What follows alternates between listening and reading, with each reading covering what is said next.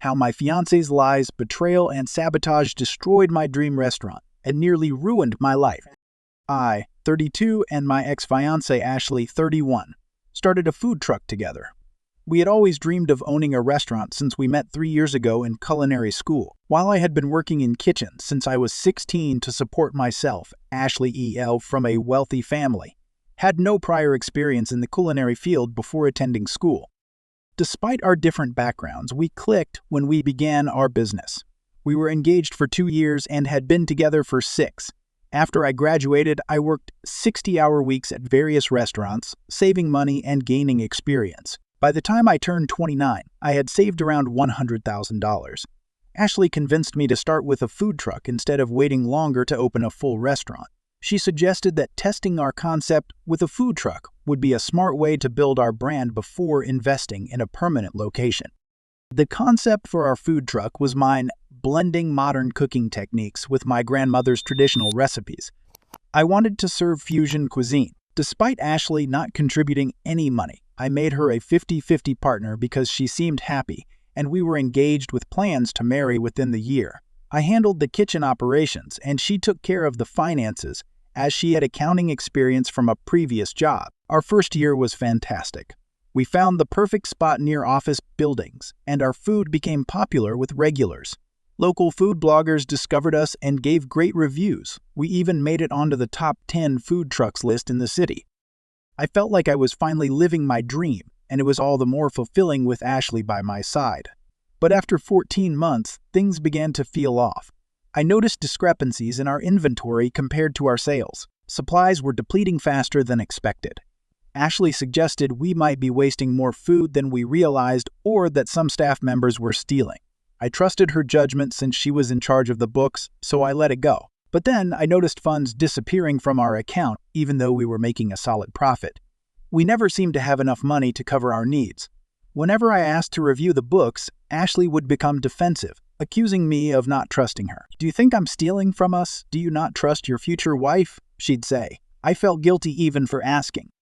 The tipping point came when one of our suppliers called to say we were 3 months behind on payments. I knew our revenue was enough to cover costs, so this didn't add up. I decided to check our business account online while Ashley was sleeping. I felt sick when I discovered that she had been regularly transferring large amounts of money from the business account to her personal account. The next morning, I confronted her. She cried and admitted she had been taking money for months. She claimed it was to help her younger sister, Sarah E., who was struggling with credit card debt and didn't want their parents to know. I tried to stay calm, though I was furious. Sarah EU, who occasionally worked with us, was like a sister to me, and I couldn't believe she hadn't come to us for help. I called Sarah SIL, and she was completely confused. She said she had no debt, hadn't received any money from Ashley WLA, and had recently gotten a promotion. She was shocked when I told her what Ashley had said. Over the next 8 months, I discovered that Ashley had stolen around $50,000 from the business. The lies she told and the way she used her own sister as a cover story were more painful than the stolen money itself. Her story kept changing. When I confronted her again, she claimed she had been saving for a surprise wedding and a down payment on a house. She had withdrawn cash from ATMs, but there was no sign of the money. I immediately ended our engagement. Ashley sobbed, alternating between begging for forgiveness and insisting I was overreacting. Her parents got involved, making things worse. They argued that since we were engaged and about to marry, it wasn't really theft. Her father even suggested my strict management of the finances was a form of financial abuse. I had to sell the food truck to settle our debts with suppliers, losing nearly everything I had earned. The money was gone and the value of the truck had plummeted. I was nearly bankrupt and horrified. Ashley's parents insisted it was just a minor financial misunderstanding, and even some mutual friends said I should reconcile with her, claiming I was being too harsh. After 2 years of working several jobs and saving every penny, I finally opened my own small restaurant 6 months ago. It's nothing extravagant, but it's mine, and I have full control. I keep detailed records and hired professional accountants. The restaurant is doing well, generating profit and receiving positive feedback. Last week, Ashley came by during dinner service. She claimed to want to make things right after hearing about my success from mutual friends. She said she had changed and was ready to invest in the restaurant, suggesting we partner again. She reminisced about how well we worked together before things went wrong, and proposed that we team up again to grow the business. I told her to leave, but she persisted. Her parents began calling me, accusing me of being petty and urging me to give Ashley another chance since she was family. They mentioned how she helped me start my first business and said I owed her for that. I blocked their numbers on social media. Now Ashley as friends are criticizing me, calling me cold-hearted for not helping her family recover and accusing me of being too unforgiving. Some mutual friends say I'm being too harsh and should at least listen to her. It's been 3 weeks since my last post. Thank you to everyone who offered support. Unfortunately, things have gotten worse. Ashley and her parents started showing up at my restaurant during our busiest times after I blocked. Ashley would sit alone in a corner, only ordering water and staring at me whenever I passed. Some customers noticed the tension and my staff began to feel uneasy. Then her parents joined in. They'd only order the cheapest items and take up a large table during peak hours. They would call out to me, saying things like, "This is no way to treat your future in-laws," or "We're family. You can't ignore us forever," loud enough for customers to hear. At first, I tried to handle it professionally, seating them in less obvious spots and instructing my staff to treat them like any other customers. But they pushed it too far. Last week, during dinner service, Ashley's father stood up and began yelling at other patrons, accusing me of stealing his daughter's business ideas and abandoning her when she needed help. There was a scene when I had to ask them to leave. Only when I threatened to call the police did they finally go. The next day, I noticed strange online reviews. Soon after, a wave of negative reviews flooded my restaurant's online pages. Someone had gone to the effort of creating multiple fake accounts, accusing us of serving bad food, having rats in the kitchen, and violating health codes. What made these reviews especially suspicious were the details they included. Specific incidents from our food truck days that only Ashley would know, like when we had to close early due to a generator malfunction. She twisted those moments into fabricated stories of food contamination, which revealed her involvement. The fake reviews began to take a toll on my business. Our lunchtime crowd dwindled significantly and reservations were frequently canceled. To counter this, I had my lawyer, who specializes in defamation cases, issue a cease and desist order to Ashley, but she didn't back down. She created more fake accounts and continued to post false information online. Then something unexpected happened. Ashley's sister, Sarah S.E.A., showed up at my restaurant one evening after we had closed. She was visibly distressed, clearly unable to keep silent any longer. Sarah confessed that Ashley had never used the stolen money to help anyone. Instead, Ashley had been hiding a gambling addiction for years. Sarah revealed that Ashley had been frequenting underground casinos before we even met, and although she had hidden it well, her losses had only been growing. The $50,000 Ashley had stolen was used to settle gambling debts from 2 years ago. Sarah had discovered the truth when she found Ashley unconscious in her apartment, with threatening messages from loan sharks on her phone. She showed me photos, text messages, and bank records to confirm what she was saying. Ashley had been manipulating everyone, including their parents. She had told them she needed the money for our wedding preparations, which was why she had taken it. But in reality, she had gambled away all of her savings and had never contributed to the food truck. Sarah explained that she had been blackmailed by Ashley. If she ever told their parents the truth about Ashley's addiction, Ashley threatened to expose her own secret relationship with a woman. It was only when Sarah saw the harm Ashley's actions were causing my new business that she decided to step forward, burdened by guilt. I informed our mutual friends about the situation, and many of them were shocked. Some apologized for jumping to conclusions about me before hearing the full story. Others recalled giving Ashley loans that were never repaid, with her offering excuses like unexpected expenses. Ashley's parents, however, remained in denial, accusing Sarah of lying to cover up her own lifestyle choices. When Sarah tried to provide proof of Ashley's gambling, they began accusing me of spreading false information and of manipulating Sarah into turning against her sister. The situation became even more complicated when Ashley's contacts from the casino started showing up at my restaurant. They were far from discreet, and their presence made customers uncomfortable. One of them even cornered me in the parking lot after closing, suggesting that I should give Ashley another chance and allow her to watch the restaurant while I was away. I had no choice but to hire a security guard due to the escalating situation. Business is suffering. I've had to pay for security and legal fees, and our weekday dinner service has decreased by 30. Still, I refuse to give in. We are preparing to file a lawsuit against Ashley and anyone else who tries to harm my business. My lawyer is gathering evidence of harassment and defamation. I know that giving Ashley money will only encourage more bad behavior. Some people are telling me to just pay her off to make the situation stop, but I believe she needs professional help for her gambling addiction. I'm sharing this update to raise awareness about how addiction can manipulate and damage those closest to the person struggling.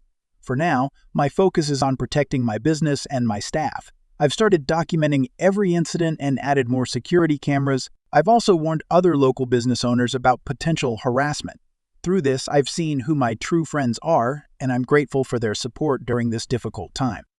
Update: 2 months have passed since my last update, and what I have to share feels like something straight out of a nightmare. A man named John N.I., 35, entered my restaurant during prep time and asked to speak with me privately. Just when I thought I had uncovered all of Ashley A.I.'s lies, he introduced himself as her current husband, not her ex. At first, I thought it was another attempt at harassment, but John presented evidence that supported my claims. He showed me their marriage certificate from 7 years ago, wedding photos, and court documents showing his attempts to find Ashley after she disappeared with their money. John told me his story over lunch. He married Ashley young after they were high school sweethearts. They opened a small bakery with their wedding funds and a loan from his parents. Sound familiar? Ashley ran up their credit cards, emptied their accounts, and disappeared after 2 years. Ashley's actions had left behind the semblance of a thriving business. She had placed a note with vague references to feeling trapped in her marriage. After the divorce, John spent years searching for her as she had devastated his family. His parents were forced to sell their home to repay the loans they had co-signed for the business they started together. The timing was coincidental, occurring just 3 months before she crossed my path at culinary school. Ashley vanished when I brought up the idea of setting a wedding date. She constantly found excuses to delay. I soon realized that her refusal was not about avoiding commitment. It was about avoiding something else entirely. She had changed her name but never formally divorced John. His story made my stomach turn. When Ashley suggested we elope or have a private wedding, she was not being sentimental. She was avoiding the truth. Legally, she couldn't marry me. She had stolen money from our food truck, and this was her latest theft. I decided to confront her about John N2E, and to my surprise, she responded, but as usual, she twisted everything. She claimed John was abusive, that she had to escape his control. But John had evidence. He showed me police records of her past behavior, and the truth was far from what Ashley had portrayed. The real story was that she had been the abuser, and she had stolen money to escape the situation. Ashley's version of the story only became more convoluted. She claimed that she had planned to divorce John NC, that she had kept her marriage secret from me to protect me. Yet, after hours of comparing notes with John ILE, we discovered something far more alarming. Ashley had been running the same con in multiple locations. She would find someone eager to start a food-related business, gain their trust, and then drain their finances. This wasn't a one-time mistake. It was a pattern. John's attorney and my own are now working together to build a case of fraud against Ashley. We even uncovered divorce papers, confirming that she was still legally married to John. Her actions seemed to fit a clear pattern, and the authorities are now involved, with multiple states looking into her activities. The most shocking part was when other victims began reaching out to us. John shared my original Reddit post on forums for business owners, and the response was overwhelming. 3 people contacted us revealing similar stories of how Ashley had duped. One victim shared how Ashley had been engaged to them while still married to John. Every story followed the same script. Ashley would enter their lives, gain their trust by pretending to be in love, and then rob them blind. The betrayal was always the same, a cold-hearted scam. When Ashley's parents found out about her previous marriage, they finally stopped supporting her. Her mother came to my restaurant in tears, admitting she didn't know who her daughter had become. But even then, they refused to apologize for the damage they caused me. Sarah, Ashley's sister, had informed us that in order to settle some of Ashley's gambling debts, their parents had closed their social media accounts, stopped visiting my restaurant, and even mortgaged their home. We soon learned that the casino staff who had been harassing me also withdrew. It turned out that many of them didn't want to be associated with Ashley's illegal gambling operation. Ashley owed them more than $200,000. She had tried to use the money she had stolen from me to recover her gambling losses, but it only led to more destruction. Gradually, things started to settle down at my restaurant. With the fake reviews removed, customers began returning, and business began to improve. This whole ordeal, as chaotic as it was, led to an unexpected friendship with John. He promised to help me grow my business once all the legal matters were resolved. He hoped that, in some way, this situation would lead to something positive, even though the cost had been great. I'm still stunned by how meticulous Ashley had been. She didn't just lie about minor details. She created entire fake identities and life stories. It wasn't just the financial scams. She had orchestrated every aspect of her life with deception. The culinary school where we met has even launched an investigation into her application. They discovered anomalies in the details she had submitted. It's becoming clear that Ashley's entire existence had been built on lies. Then came the third update. I'm now 6 months removed from the chaos, but the twists just kept coming. Last month, Ashley was arrested in Las Vegas. She had fled there after everything had been made public, still trying to run her scam. She attempted to con a casino owner, but she made one fatal mistake. She underestimated the network of casino owners who communicated with one another. One of them recognized her from the warnings circulating under a different name. The police found her staying in a cheap motel. When they arrested her, they discovered 5 different IDs and credit cards in various names. Along with these, they found notebooks detailing her various scams, including the one against me. The entire operation had been organized like a business plan. Every step was outlined, from building trust to identifying the right moment to propose a business opportunity. The authorities were shocked. In addition to John and me, the police uncovered at least 7 other victims. Ashley had stolen over $800,000 over the years. Some of these victims were engaged to her while she was still married to John. The charges against her are severe, and she faces a lengthy prison sentence. As for Sarah EWA, she now regularly visits my restaurant. She moved in with her girlfriend after coming out to her parents, who disowned her. Ironically, Sarah now helps me with the books, something Ashley was supposed to do. Not only is Sarah much more skilled, but she is also honest. Every so often, we talk about Ashley and try to figure out if there were signs we missed along the way.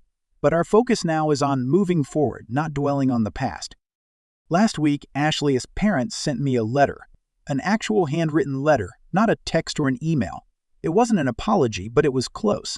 They admitted that their love for their daughter had blinded them, and they acknowledged that they had failed as parents. They told me how they had sold their home and downsized in order to pay off the debts Ashley had left in their name. The letter wasn't written for their benefit, but to show that they still hoped for a relationship with me if I ever had children. They asked for my forgiveness, but I didn't respond.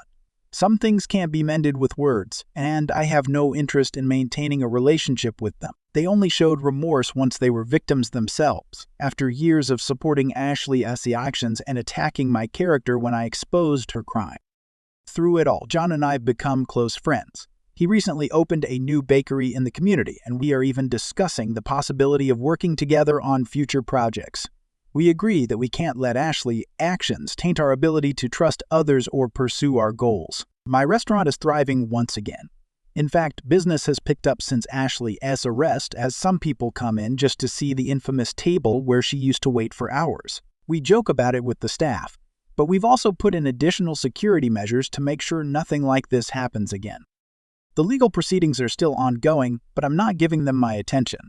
I've provided the necessary statements and documents to the prosecutors, and I'm done letting Ashley take up space in my life. Her actions will be held against her in court, but I'm moving forward. Sometimes I think about what might have happened if I had allowed myself to be manipulated by Ashley. If I had ignored the warning signs and given her another chance, perhaps she would have emptied my new restaurant the way she did with the food truck. But I trusted my instincts. I didn't back down, and now I've come out the other side stronger and wiser. I've learned that revenge or trying to prove others wrong isn't the best way to handle things. Instead, it's about turning a painful experience into something positive. I've made real friends, my restaurant is flourishing, and I've found peace with everything that's happened. For anyone going through something similar, trust your instincts, document everything, and don't let anyone convince you to ignore red flags. People will reveal their true selves eventually. Believe them the first time. Thank you for following along so far. If you haven't subscribed to the channel yet, please do so and hit the notification bell to stay updated on more real-life stories like this.